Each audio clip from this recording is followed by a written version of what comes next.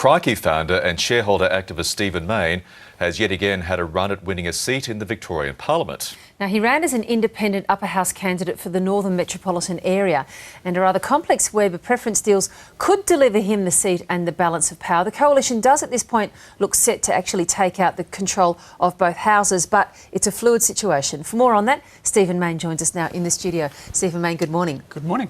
At last counting, what's the situation as you understand it? Well, I'm about 250 votes ahead of the Greens, and that's the key thing to measure, staying ahead of the Greens. So there's still another 20 or 30,000 absentee and pre-poll votes to come in, but at the moment I'm just in front and we have to wait over the next few days to see if that holds. How confident are you of getting across the line?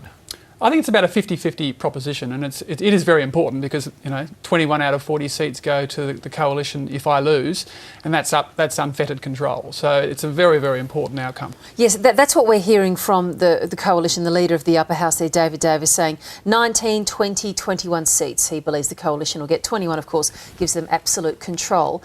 If you end up with the balance of power, tell us about the Stephen Mayne agenda. Should we all be quaking in our boots? No, look, I'll be a measured, middle-of-the-road independent. I'm keen on governance and transparency. I have a history working, obviously, with the Kennett government, but fell out with them over a range of governance issues. I'm strong against the pokies, and I don't believe in government controlling both houses. So I certainly will be coming hard at the government to keep them honest. But I do like Ted Baillieu, and I like his progressive, small L Liberal approach, and I hope to work constructively with the government. Strong against the pokies. For argument's sake, if you did exercise the balance of power, how would you use that to try to influence government policy, say, concerning Crown Casino in Victoria? Well, I wouldn't horse trade and say, I'll pass your budget if you slap Crown around. So I would deal with it on an issue-by-issue basis. I've spoken to Nick Xenophon about that, and that's the way he approaches it, and I would do that.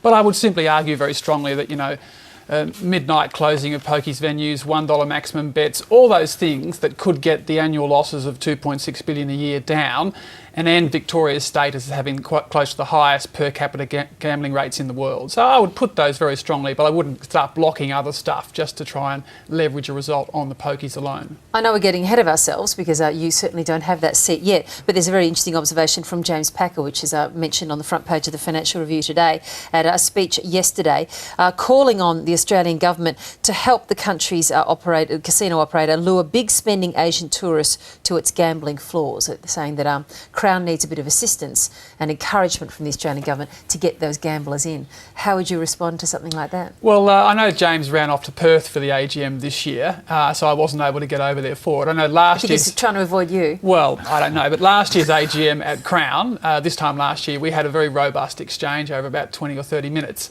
and he was running this tourism line there as well. And it's right, Crown does make hundreds of millions a year from foreign tourists, and it is a genuine export earner. My primary concern is with suburban pokies on every street corner. And so I'm not so concerned about Crown, but rather reducing the accessibility of pokies all over the state.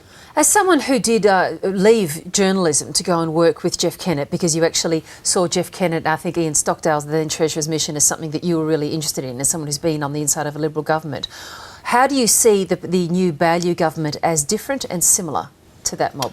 Well, I think that very different in that there will be no revolution. I mean, the Kennett government was the most revolutionary government in Australia in the last 50 years. I mean, getting rid of 100,000 public sector workers, sacking every council, closing 300 schools, sacking judges, hounding the Auditor General. I mean, it was an incredible revolution. Activity-based hospital funding, first in the world, world's first competitive electricity market.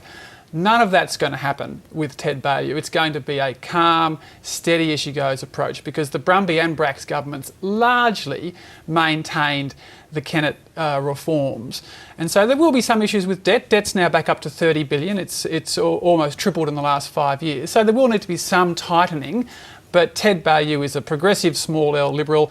He doesn't want to rattle the cages or frighten the horses too much. So I think you'll see a fair degree of caution from the Baillieu government.